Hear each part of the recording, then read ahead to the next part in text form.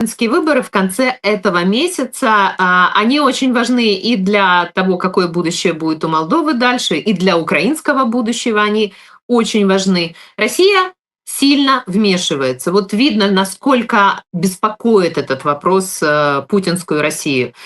Вы следите за ситуацией? Да, я слежу за ситуацией с необыкновенной горечью. Я вижу, что, к сожалению, Молдова простодушная, великолепная, благородная, упустила возможность выиграть в информационной войне и слишком близко подпустила путинскую нечисть и к избирательным участкам, и к СМИ, и к некоторым органам управления.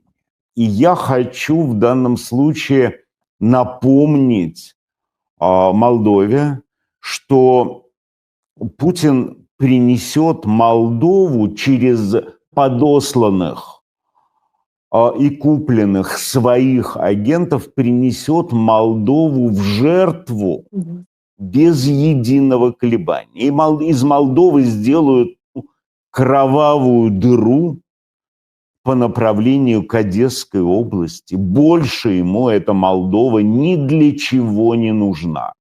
И вот тогда Молдова будет втянута в войну, будет втянута в разруху.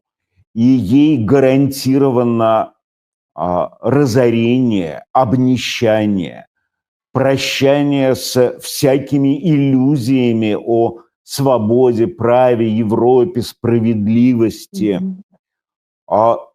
Для Путина Молдова – расходный материал. Он не случайно тратит такие бешеные деньги на подкуп всей той нечисти, которая сейчас лезет в депутаты, лезет в молдовский парламент, который должен будет парализовать все действия Санду.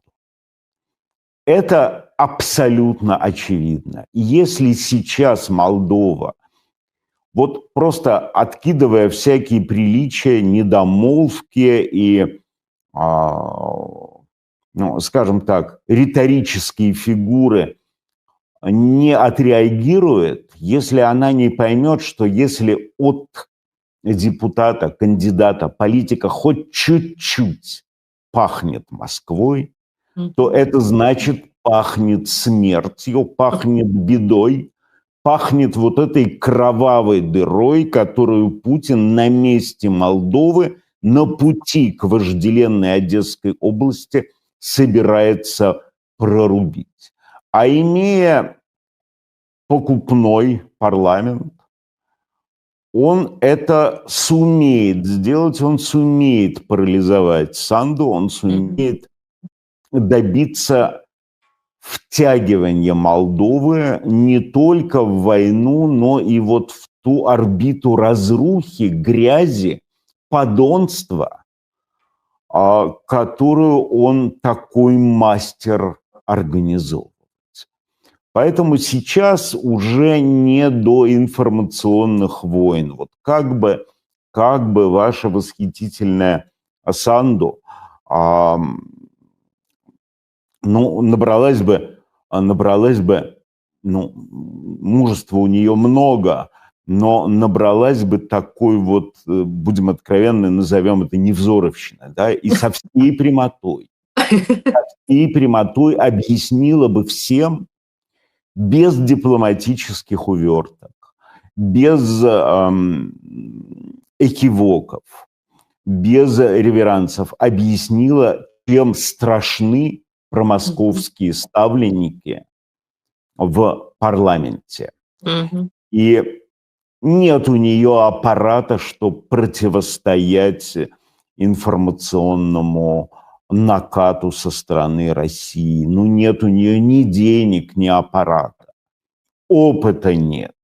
Она восхитительный человек. Она действительно великолепно управляет своим государством и при этом сохраняет благородство, сохраняет бескорыстие. Это лучшее, наверное, что может быть. Но, конечно, у нее один недостаток, она очень воспитанный человек.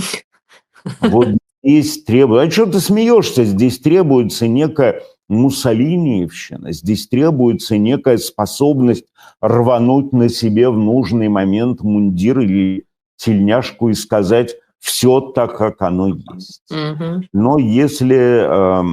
я надеюсь, что и диаспоры в Европе, и те здравые люди, которые есть в Молдове, и те нездравые люди, которые понимают, что игры кончились. Игры, они вместо своих виноградников, вместо своих чудесных домишек и коттеджиков, они увидят русскую рыгающую, блюющую, гадящую солдатню. Они увидят пламя, разруху. Это не игрушки все. Вот сейчас России нужен проход в Одесскую область. И поэтому она тратит сотни тысяч долларов на подкуп всех подонков Молдовы, которых она сумела найти и мобилизовать. И поэтому здесь, конечно, уже дипломатия не очень уместна. Передавайте Санду